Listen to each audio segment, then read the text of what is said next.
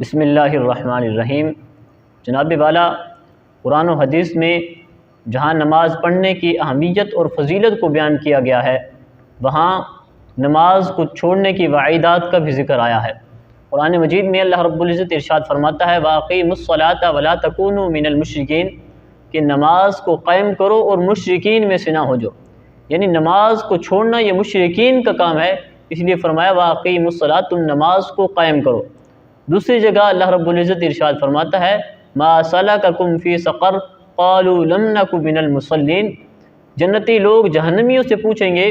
تم کس لیے جہنم میں ہو، تو وہ کہیں گے قَالُوا لَمْ نَكُ مِنَ الْمُصَلِّينَ، ہم اس لیے جہنم میں ہیں کیونکہ ہم نماز ادا نہیں کیا کرتے تھے۔ اور حدیث مبارکہ کے اندر بھی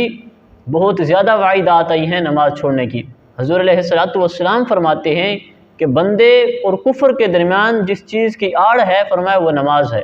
کہ جب تک وہ نماز کو پڑھتا رہے گا وہ کفر سے بچا رہے گا، لیکن جب وہ نماز کو چھوڑ دے گا، نماز کو ترک کر دے گا، تو اس کے کفر میں لوٹ جانے کا اندیشہ ہے۔ اور ایک حدیث مبارکہ ہے، حضور علیہ السلام ارشاد فرماتے ہیں من ترک الصلاۃ متعمدا فقد کفر، کہ جس نے نماز کو جان بوجھ کر ترک کیا پس تحقیق اس نے کفر کیا۔ اور حضرت عمر بن شعیب اپنے والد سے روایت کرتے ہیں، وہ اپنے دادا سے روایت کرتے ہیں کہ رسول اللہ صلی اللہ تعالی علیہ وسلم نے ارشاد فرمایا کہ جب بچہ 7 سال کا ہو جائے تو اس کو نماز پڑھنے کا حکم دو، اور جب وہ 10 سال کا ہو جائے تو فرمایا اس کو مار کر نماز پڑھواؤ، اور جب وہ 10 سال کا ہو جائے تو ان کے بسترے بھی الگ کر دو۔ اور ایک حدیث مبارکہ کے اندر آتا ہے حضور علیہ السلام ارشاد فرماتے ہیں کہ ہمارے اور منافقین کے درمیان جس چیز کا معاہدہ ہے وہ نماز ہے، جس نے اس کو ترک کیا پس تحقیق اس نے کفر کیا۔ یعنی منافقین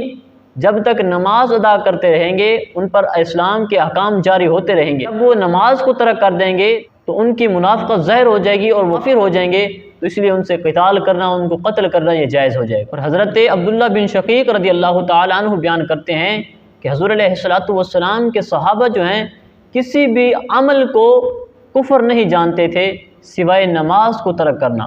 نماز کو ترک کرنا صحابہ کرام رضوان اللہ علیہ مجمعین اس کو کفر جانتے تھے۔ اور یہ دیکھیں کہ کتنی بڑی وعید ہے کہ نماز پڑھنا مومن کی علامت ہے اور نہ پڑھنا کفر کی علامت ہے۔ اور حضرت ابو دردہ رضی اللہ تعالیٰ عنہ بیان فرماتے ہیں کہ مجھے میرے صاحب نے، میرے ساتھی نے، میرے کریم رسول اللہ صلی اللہ تعالیٰ علیہ وسلم نے وصیت کی، فرمایا لا تشرک باللہ شیئا،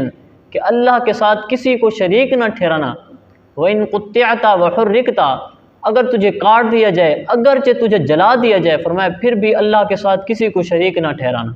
اور دوسری وصیت مجھے رسول اللہ صلی اللہ تعالیٰ علیہ وسلم نے کی وَلَا تَتْرُكُوا صَلَاةً مَكْتُوبَةً مُتَعَمِّدًا فَمَن تَرَكَهَا مُتَعَمِّدًا فَقَدْ بَرِئَتْ مِنْهُ ذِمَّةُ اللَّهِ، اور فرمایا فرض نماز جان بوجھ کر نہ چھوڑو، اور جس نے فرض نماز کو جان بوجھ کر چھوڑا تو اللہ رب العزت کے ذمے سے وہ بری ہو گیا۔ حضرت ابو دردہ فرماتے ہیں تیسری وصیت مجھے رسول اللہ صلی اللہ تعالیٰ علیہ وسلم نے کی، فرمایا کہ شراب نہ پینا، کیونکہ یہ ہر شر کی چابی ہے، شر کو کھولنے والی ہے، اس لیے فرمایا شراب نہ پینا۔ ان احادیث مبارکہ سے ثابت ہوا کہ نماز کو چھوڑنا یہ بہت بڑا گناہ ہے، اور اللہ رب العزت ہمیں نماز پڑھنے کی توفیق عطا فرمائے، نماز پنجگانہ کی عادت اللہ رب العزت ہمارے دلوں میں ڈال دے، آمین۔